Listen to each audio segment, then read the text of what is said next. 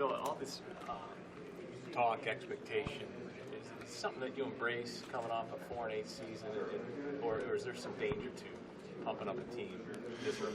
Well, I think Scott has his people under control, and they're going to play within themselves. But the hype is good. Nebraska is definitely on our way back in the sport of football, and I'm looking for a real big year.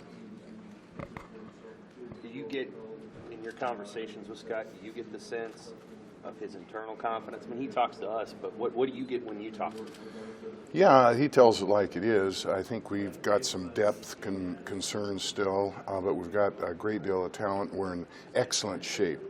Our players look more like football players now, and that's due to a year and a half with the strength and conditioning crew. So I think that, of course, it's a tough conference. I like our schedule, the way it lays out, and take them one at a time and try to build up some momentum. And I think we have every chance to do that. The hype is good. Why do you say that?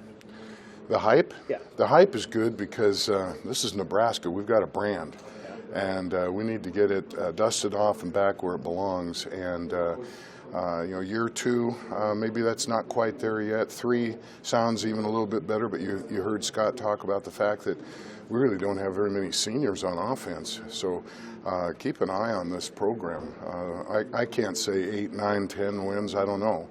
But I do know last year we got progressively better each week, and I think we'll just carry that on into this season. Hey, Bill, there's been some talk about maybe improving the facilities. Where are you at in terms of maybe building on the football facility, and how soon can we maybe hear an announcement? Well, we've got good facilities, and they're more than adequate for what we're doing right now, but I like to look into the future.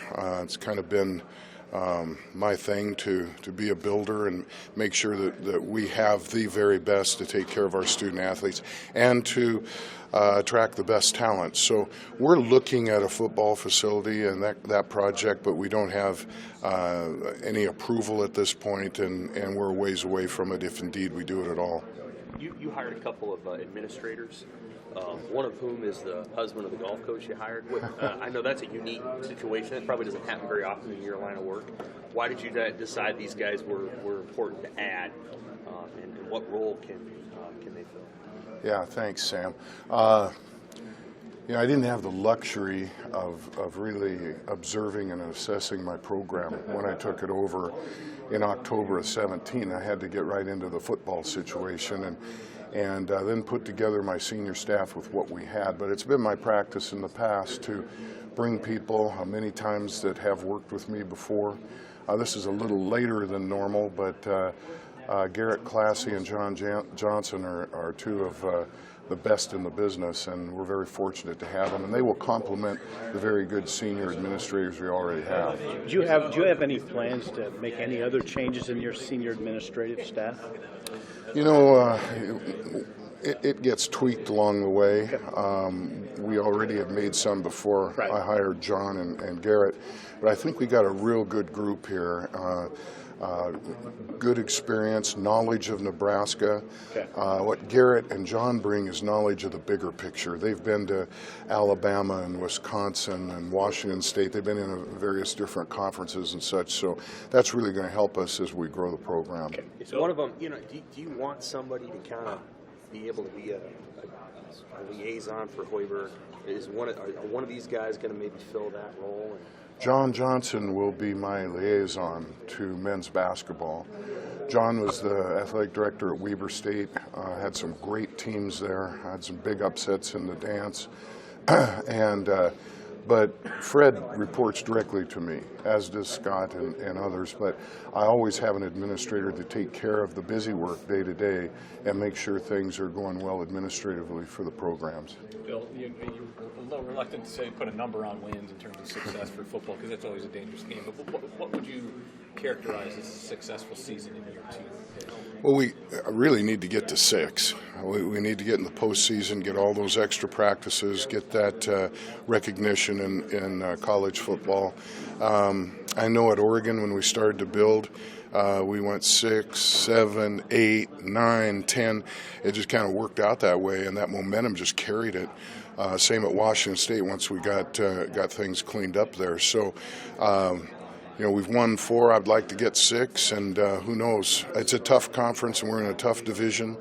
But again, I like the way our schedule lays out, and gives us a real good chance, I think, to compete and be in the picture. Some people would characterize 6 as kind of a light kind of goal, but is that did you just view that as realistic for where we're at? I like 6 because it gets us into the postseason, Okay. and the practices and all of that. Which I put the pencil to it once. A 5th-year senior that goes to a bowl game every year will have had almost a whole year of practice.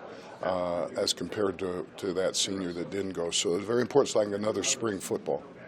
Hey, Bill, while we have you here, do you have an update on Rhonda Revelle? Rhonda is on leave right now. I think she's doing well. I saw her the other day on the airplane. We're looking into some situations that occurred and trying to get a real good look at it before we make any moves. I think she's doing fine, and hope we can get everything buckled up here shortly. What goes into that sort of determination, not only to put her on leave, but then what is your process to then make a decision about her status? Yeah, we've got people both internally and externally looking at some things that may have been of concern. I don't like to break up the furniture unless I know that there may be an issue, and not sure of that at this point. Yeah, obviously, these concerns came up after late May, right? Because you took her on the tour. So what was the timeline into when you actually received those? We have a process, Sam, that we go through the seniors and really the whole team and just review the experience that they're having and such. We do that in all of our programs. And in the past, I've done these things before. Sometimes retention was the outcome, sometimes it wasn't. So it's fair to say that outgoing players had concerns that they brought to you after this? Enough to look into it a little deeper. So again, want to make sure that any decisions we make are based on accuracy. You're an old school guy, so I mean, you are. I mean, so how has the modern, postmodern player changed, and how do coaches have to change along with it in order to make this thing copacetic? Well, a student athlete today is very talented, physically, mentally. I think we take a lot better care of them. The regulations we have in regards to time and all those things, I think, are real important. Hey, you don't even see a 2-a-day football practice anymore. I remember going 14 straight back in the day, but that doesn't mean I was tougher or better.